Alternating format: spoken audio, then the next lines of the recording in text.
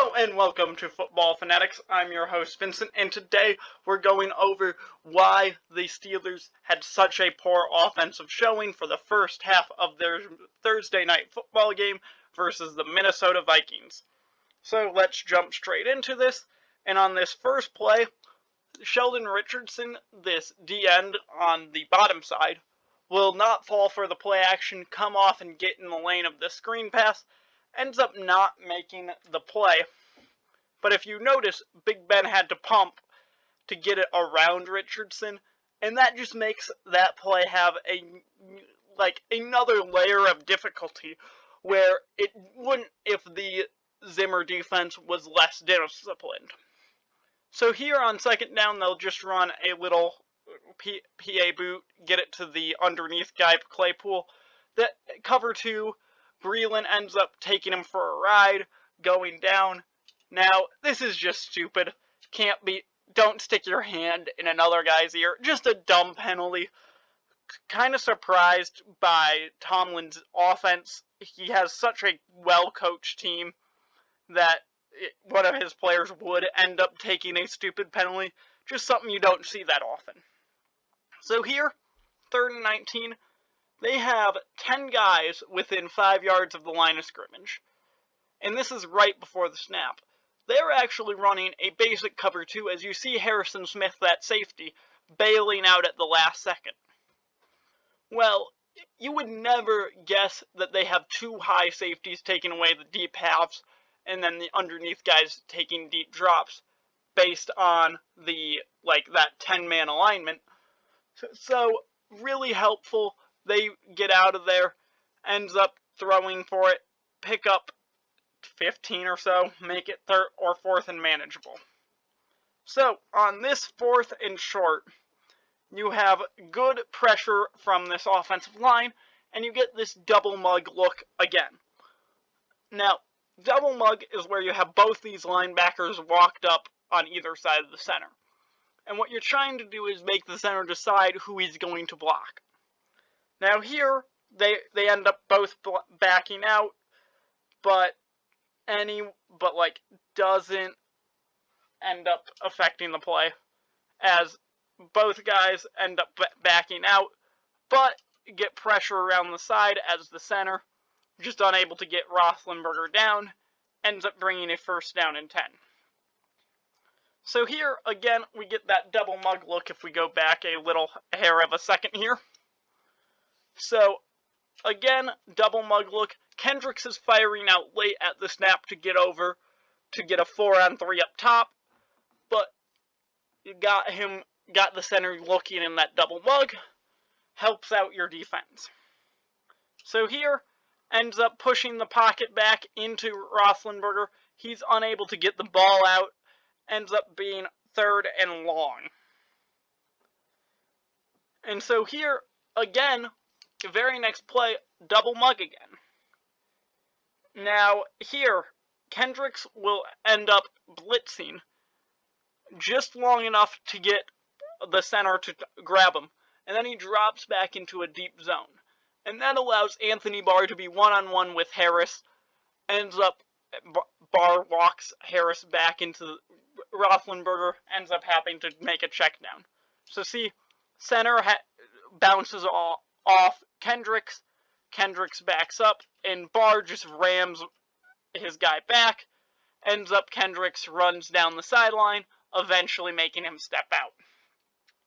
Field goal ended up being missed, but that's just one of those things that they were unable to deal with that double A-gap look most of that play, or that series, and so here they're going to try and get around it by running this sweep to the top side.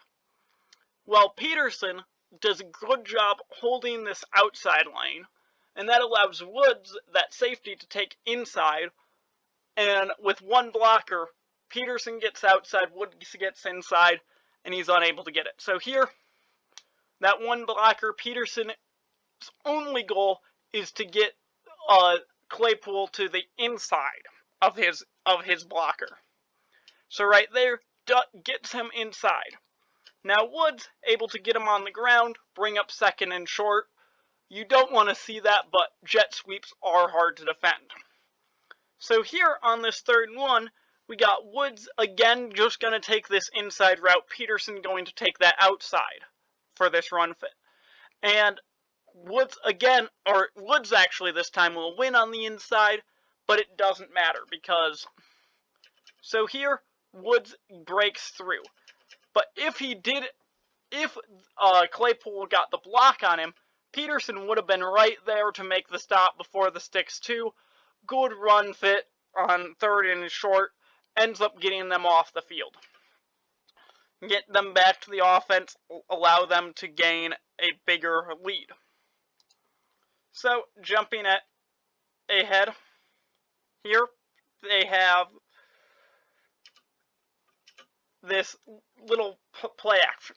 Now, if you notice, if you watch the other video, the Pittsburgh's linebackers were sucked up into this play action, but both Barr and Kendricks are both dropping to cover wide receivers and or tight ends, so that didn't affect them. Ends up pushing the pocket. Eventually, Roethlisberger goes down, but you have to know when the play action game isn't working for you and find some other way to get the ball out. So here, they're going cover 2 again. This time, just Barr walked up into that gap. Kendricks playing a bit deeper, but they're just backing out into a deep cover 2 with 5 guys underneath, 2 guys deep. Now, those underneath guys on 3rd and 16 do play fairly far back. It's not like they're up on the line of scrimmage, but just end up getting that shorter throw. Incomplete, even if it would have been short. And just one of those hard things to beat when you get caught in those 3rd and long, because on 1st and 2nd down you take sacks. So after a long drive given up and a touchdown, they're now down 23 points. Now you have a good run by Harris. Now, right here, if you watch in that, or horse collar, excuse me, good run, just find the lane. Thought this was the long run, sorry. So everyone gets one-on-one, get inside, find that little crease, ends up being a hard tackle. Woods gets the horse collar, tack on 15 yards. So,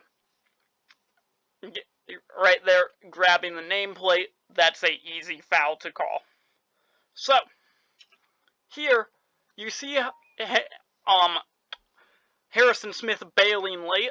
Well, also, Kendricks is walking up to that blitzing position late as well. Now, the Pittsburgh offensive line never accounted for Kendricks on this blitz. Ends up that he will get unblocked as he comes through. Because if you watch, no one blocks him. Najee Harris unable to get there. And just these late shifts, we're getting to the Pittsburgh Steelers all game long. Because they'll show you something pre-snap, and then at the last second they'll bail out. Here again, Harrison Smith at the last second bailing out. And that will let them run whatever they want.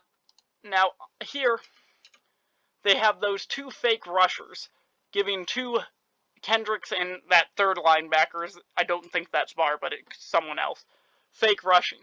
Now that drew both those linemen in, giving the easy lane to Richardson for the sack. So although that's Richardson's sack, that's really a scheme sack, because if you watch, both those linebackers take a step forward, and there's 3 linemen blocking no one. Because if you look at that center through tackle, they actually get, there's 3 guys there just standing, not blocking anyone.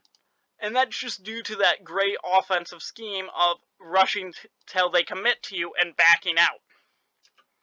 So here, down 26-0, they had to have something on this drive. And here they will run a slant route up top on Breeland, end up running it, and Breeland misses this outside contain. He realizes too late right there that it's a run, not a pass. Couldn't get back outside. And that was a play that the Vikings got a big gain on too, although it was for other reasons, where the corner just misplayed it rather than thinking it's a pass and playing the pass first. So here, again, working on top, they like that slant they saw on the last play. So this next play, they'll go back to it. However, Breeland's ready for it, and will meet the receiver with big contact at the line right there. And that will stop the momentum of that Pittsburgh receiver, ends up overthrown and intercepted. That interception basically cost them the game. You aren't coming back once you're down 29-0 late in the third. They had a decent run at it, but a Hail Mary to go when you're down 8 at the end of the game doesn't really count as a close game, as even if they did complete that pass, they'd have to complete the 2-point conversion only to get it tied, and that's a 50% chance of a win, so not really a close ending.